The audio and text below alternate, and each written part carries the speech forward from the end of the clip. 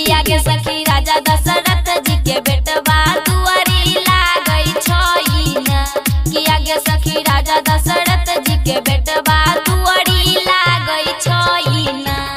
दुआरी लागई छईना। किया गे सखी राजा दशरथ जी के बेटवा दुआरी लागई छईना। बेटवा दुआरी लागई छईना। किया गे सखी कीनो तर जमैया कहबा आबई छईना। किया गे सखी कीनो तर जमैया कहबा आबई छईना। किया गे सखी कौने दुल्हा रथ पे देखी आबई छईना।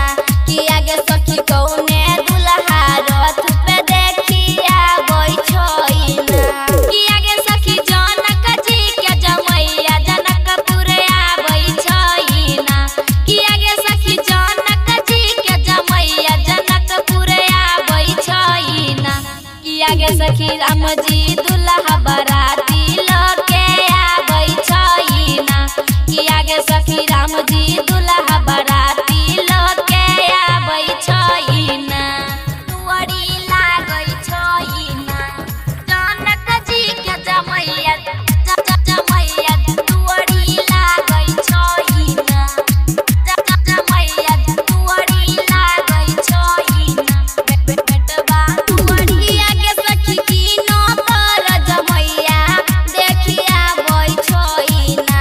किया गे सखी कीनो तर जमैया देखी आबई छईना।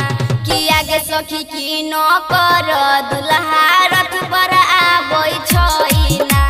किया गे सखी कीनो कर दुल्हा रथ पर आबई छईना।